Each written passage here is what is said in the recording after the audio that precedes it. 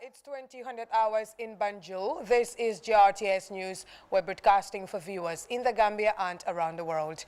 In the headlines tonight, the Ecowas Court of Justice commends the government of the Gambia for implementing the recent judgments of the court. The Vice President of the Gambia, Dr. Aissatou Toure, presides over the Food Security Council meeting in Banjul.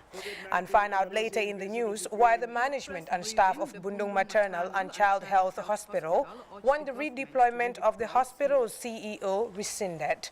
And in sports, Gambia's top football referee, Bakary Papa Gassama, is among 8 referees shortlisted for the 2022 World Cup in Qatar.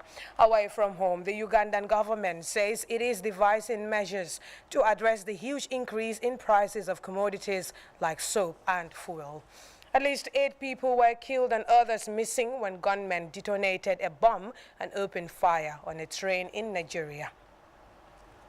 Well, details of these and more coming ahead in the news tonight. With me, Fatu Elika Muloshi. Many thanks for joining us.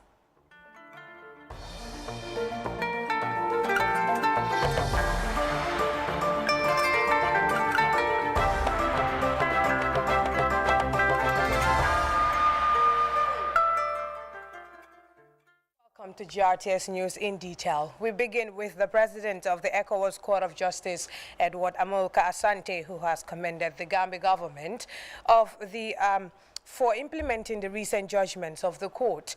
He disclosed that about 90% of judgment delivered against the state since the coming of President Barrow's administration in 2016 has been enforced. Justice Asante made the remarks in an interview with GRTS in the Ghanaian capital, Accra, during the 11th external session of the ECOWAS Court of Justice. Usman Mane tells us more.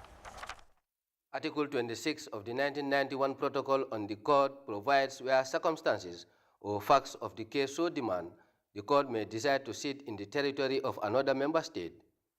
This provision also serves as an outreach for the ECOWAS Court of Justice. It's a community court which belongs to indigent citizens addressing cases of human rights violations perpetuated by member states against citizens. Little knowledge is known about the court, which prompted a chat with the President of the Court of Justice, Edward Amwako Asante.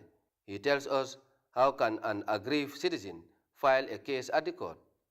A party has to have his documents prepared, either by himself or by a lawyer or an agent, and then he comes to Abuja.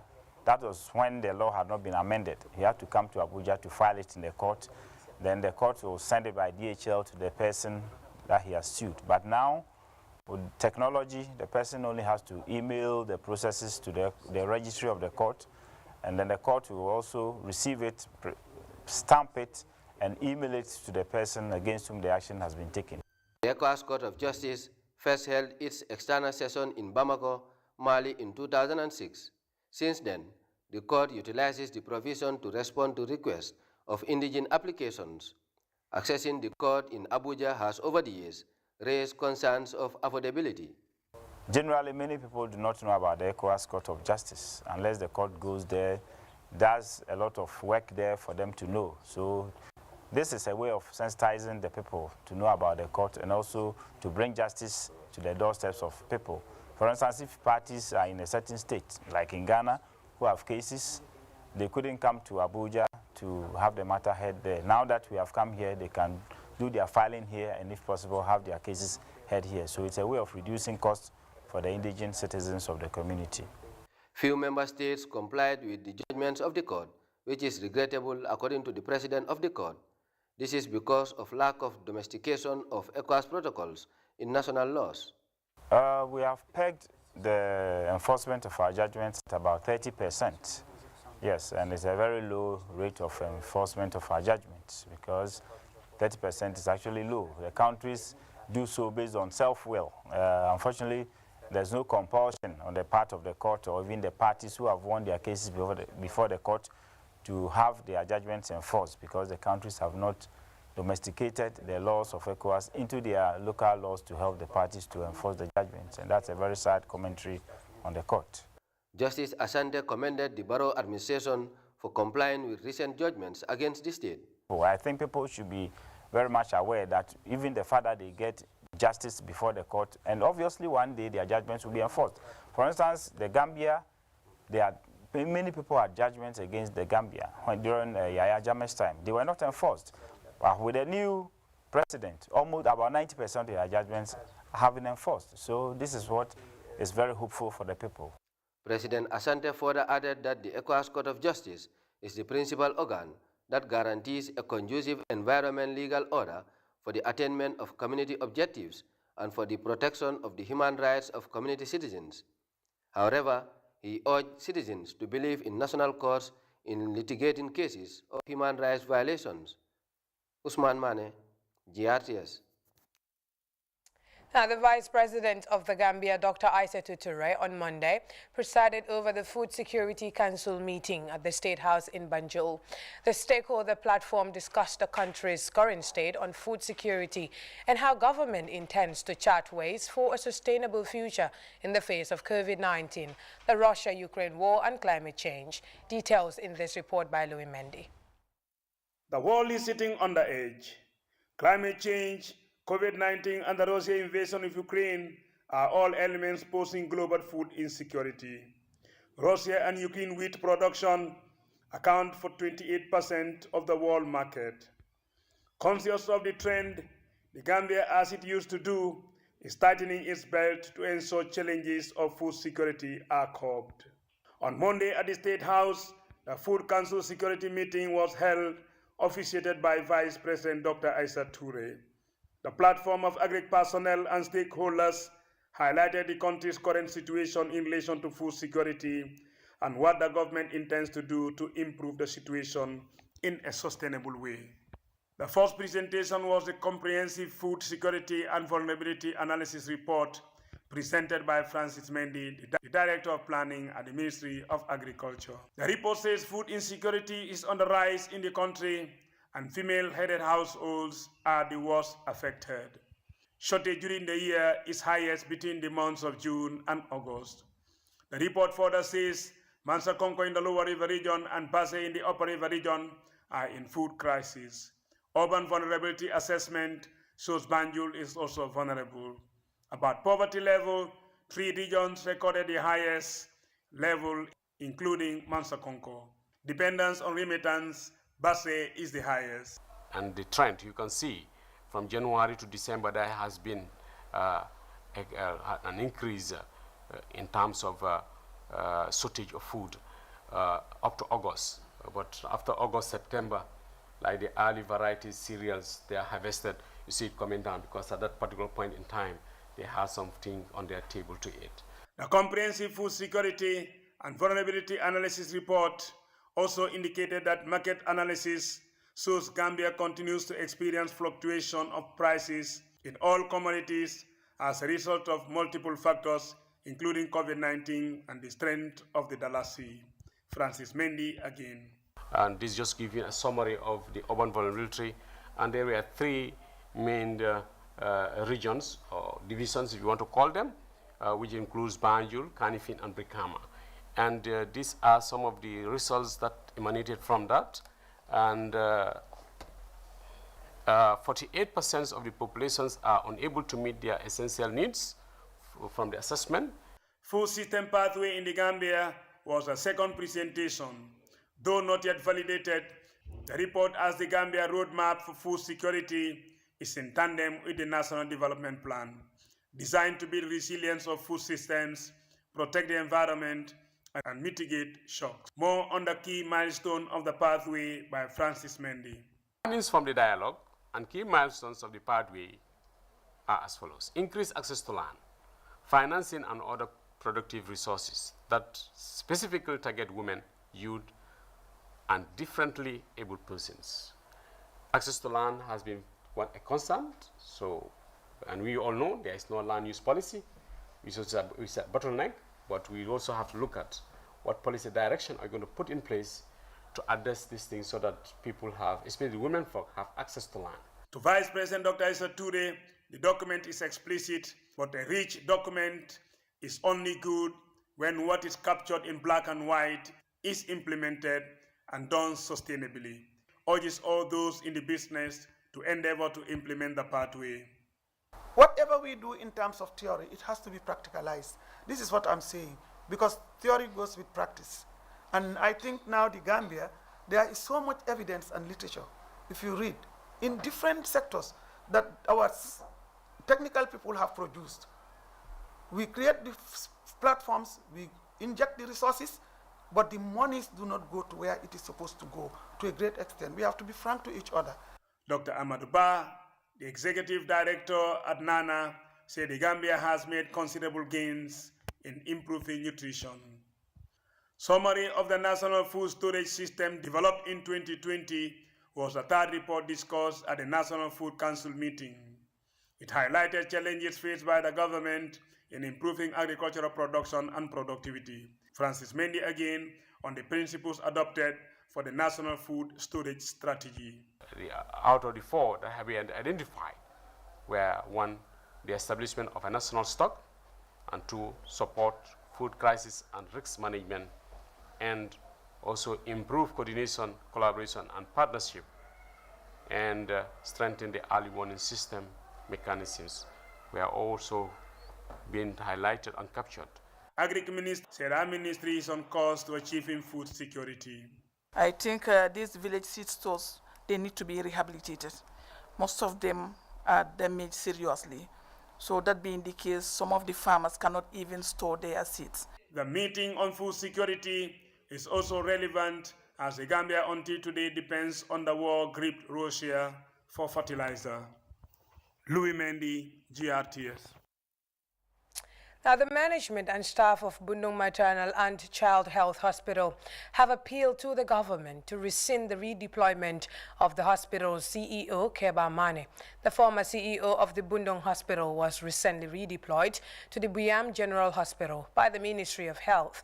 But the staff at the maternity hospital think otherwise. Khadija Bokum attended the press briefing and now reports. In a press briefing, the Bundung Maternal and Child Health Hospital urged the government to redeploy CEO Mane. According to Public Health Relations Officer Umar Sise, several attempts were made appealing to the permanent secretary, but to no avail. He spoke at length on the contributions of CEO Mane towards the development of the hospital. Task Force wrote a letter to the permanent secretary of Ministry of Health titled, appealed in respect of Mr. Mane's redeployment. Whilst waiting for a reply from Ministry of Health, the senior management team, led by Deputy Chief Executive Officer, met the Honorable Minister of Health, Dr. Samate, for a dialogue regarding his decision and appeal for him to rescind the decision. He promised to look into the issue and get back to us. The SMT then did a follow-up visit on the 3rd March 2022, but no positive results was obtained. The move, according to follow-ups made by the health workers to the permanent secretary, was for the good of the institution, which the staff do not agree with. During the various consultations with the Honorable Minister of Health, he did mention about BMCH being the prototype of Ministry of Health wants to use as a model for other government hospitals and health centers. Therefore, if this is the minister's position, having seen the PS sent a few-line redeployment letter via WhatsApp for such a man who has done so much for this institution, and Gambia is deemed wrong and not appreciative of the work he has done so far.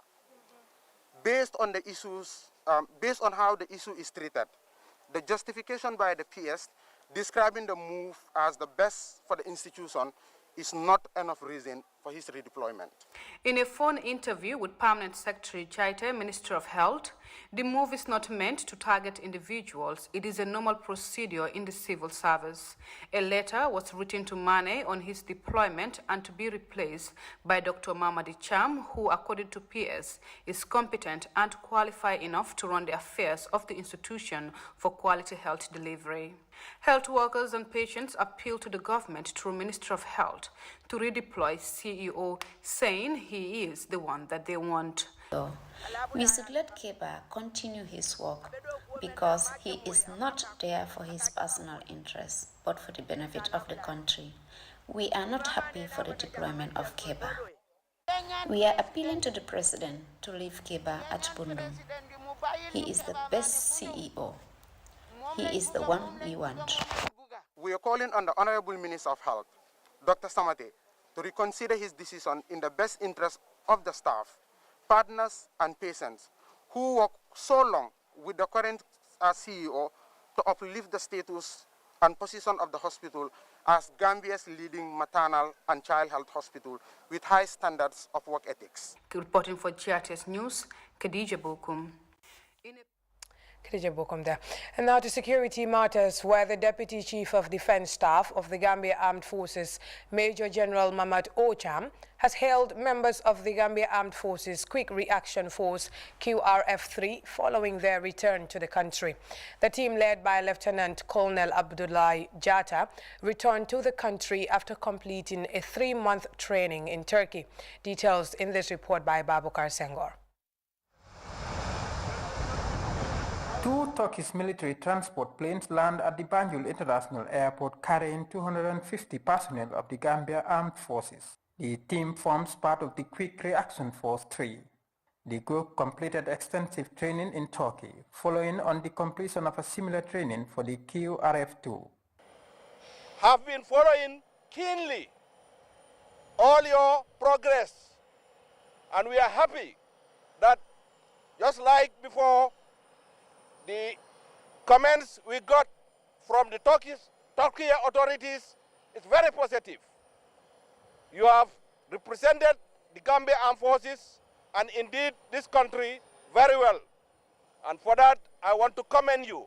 The Deputy Chief of Defense Staff of the Gambia Armed Forces highlighted the importance of the training for the team, particularly in efforts aimed at preparing a Gambian contingent for overseas missions. I want to also use the occasion to say that our peaceful endeavors towards sending a quick reaction force to a UN mission is still alive. During the visit of the CDS in Turkey, he had opportunity to engage with the company that was engaged to supply us with the critical enablers in terms of the APCs, and I'm sure the engagement was very fruitful. This is the second batch of Gambian military personnel of the Quick Reaction Force to have benefited from such training, following the completion of a similar exercise by the QRF too. And I'm happy and proud to say that the training of 500 military staff on UN peace operations in Turkey has been successfully completed overall. As you know, Turkey has a lot of experience in peace support and peacekeeping operations. And this experience, we are happy to share it with our allies. But more so, we consider the Gambia a brotherly and friendly country. And as a result of our strong relations, Turkey has supported Gambia in the fields of military trainings and logistics over the past 30 years. This is a very successful training that we have undergone in Turkey. It's been a very hectic weather season. Some of my colleagues, my personnel, experienced snow for the first time, and we had the highest downpour of snow in that area. So nonetheless, our soldiers, weather is no obstacle. We went through it, and we went through the training successfully. The completion of this training by QRF-3 in Turkey is the latest in a series of bilateral engagements between Banjul and Ankara, a significant marker in the increasing cooperation between the two countries. For GRTS News, this is Babakar Senghor.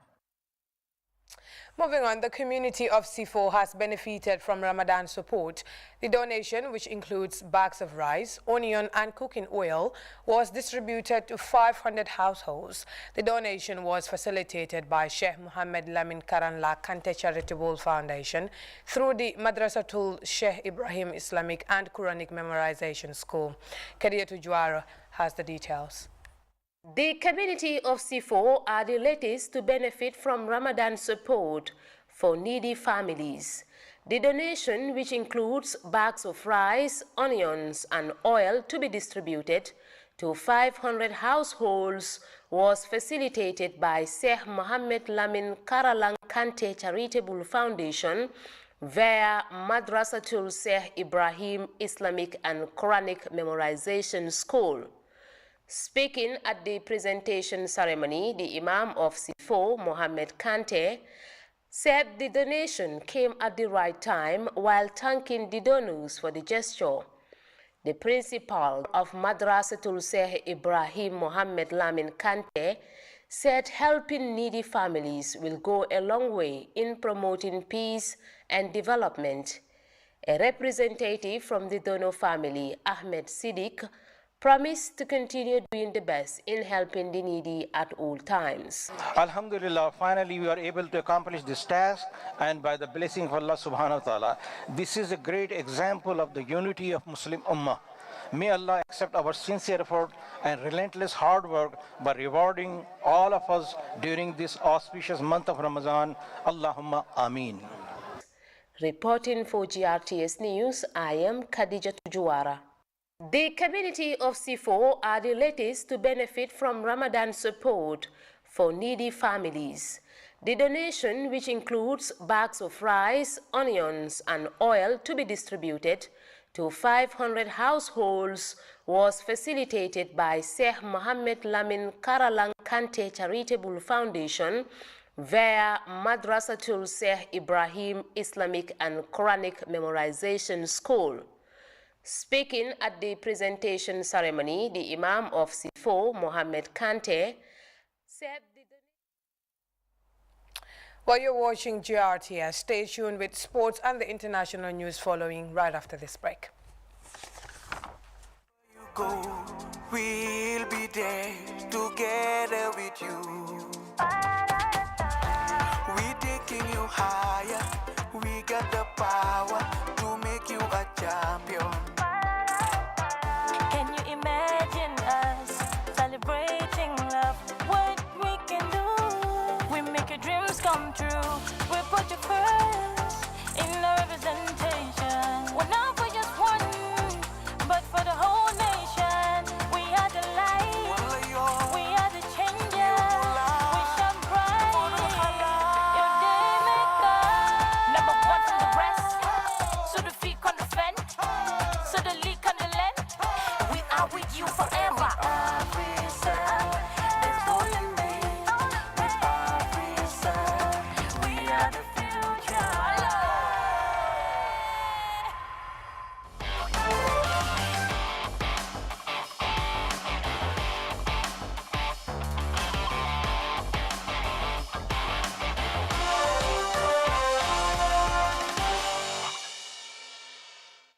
Welcome back to some sports now, as Gambian referee Papa Bakari Gassama is among the 8 referees from Africa who are shortlisted for the Qatar 2022 FIFA World Cup. The Gambian's top-level performances is on consistent basis, most notably in the just-ended World Cup playoffs, and the last Africa Cup of Nations in Cameroon has not gone unnoticed by FIFA and is online for his 3rd consecutive World Cup appearance.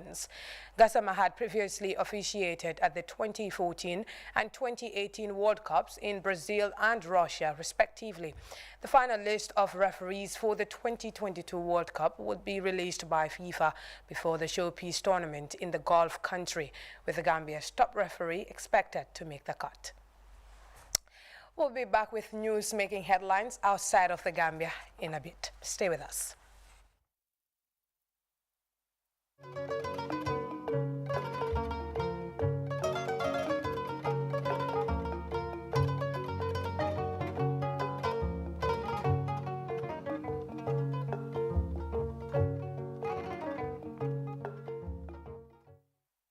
And now, Ugandans are grappling with huge increases in prices of commodities like soap and fuel. The country's finance ministry says the government is taking measures to cushion the burden that could get worse with time. Figures from Uganda's Bureau of Statistics show cooking oil registered a 21% price increase by February this year, and laundry bar soap went up by 20%. The increase is affecting the price of bread too, and Dorcas Tara is already feeling the pinch. Most of my customers are complaining, things at a higher price, say that it is also at a higher price. You know, since the fuel is high, everything is high. The increase in consumer prices is broad. Even at the fuel stations, pump prices keep going up. Before I would put in at least 3 liters of fuel and work all day. But now, it's all done by afternoon. Economic experts worry the cost of living for an average Ugandan has gone up. For an urban and peri-urban consumer who highly depends on industrialized product, you expect them to dig so much deep into their pockets. So we expect their disposable income to be lowered by the increasing inflation. And I don't see any mid-term solutions. The government acknowledges the existing challenge. It blames the spike in prices to supply chain disruptions stemming from the COVID-19 pandemic and the recent Russia-Ukrainian war. But the government says it is taking measures to mitigate the risks. We are monitoring the situation, and we respond with appropriate policy intervention to ensure macroeconomic stability and affordable cost of living for all of us.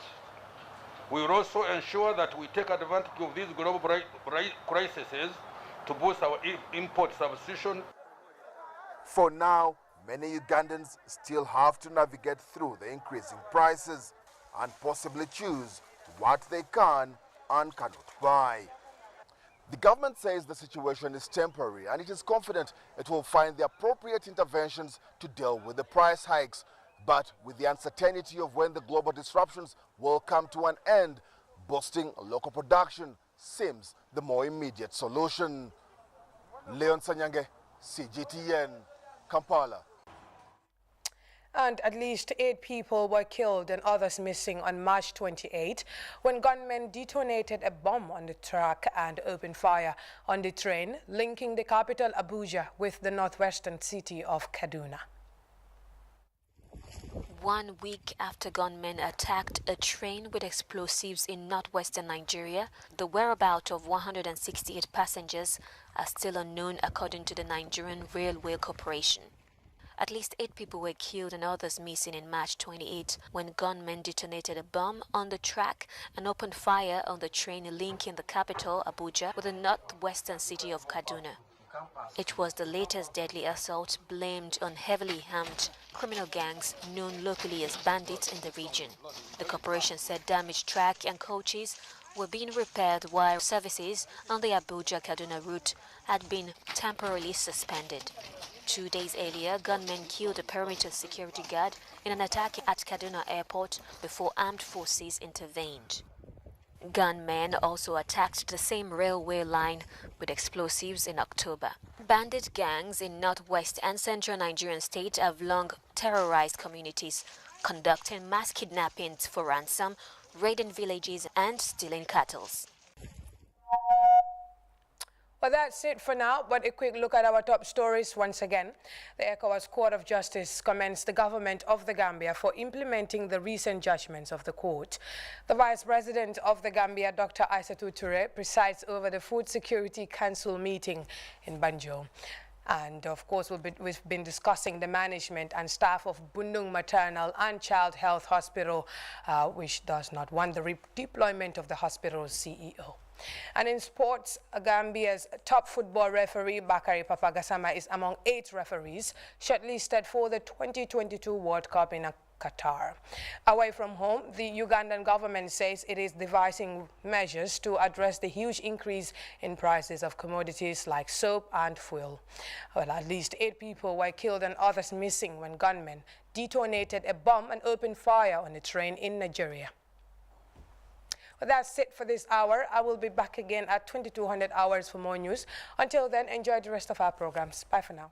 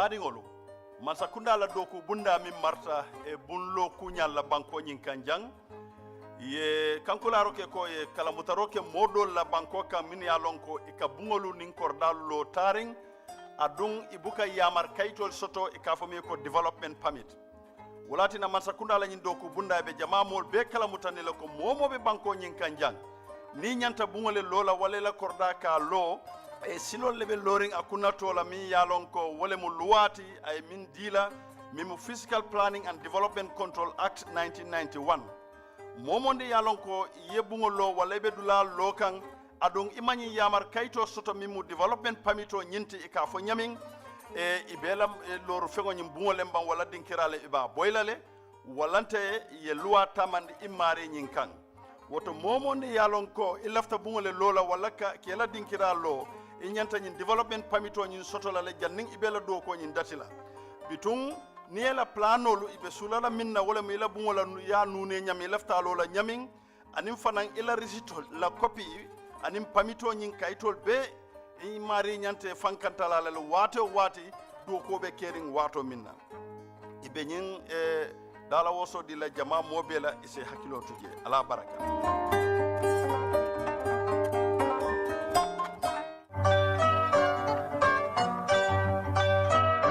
April 9, 2022, the Gambia heads to the polls once again for the National Assembly election to elect representatives who will serve them for the next 5 years. As the country prepares for yet another imperative national exercise, the National Council for Civic Education (NCCE) reminds the public that the conduct of National Assembly election is a legal requirement and voting a civic duty which every eligible citizen should discharge on April 9, 2022. as enshrined in Section 26 and 39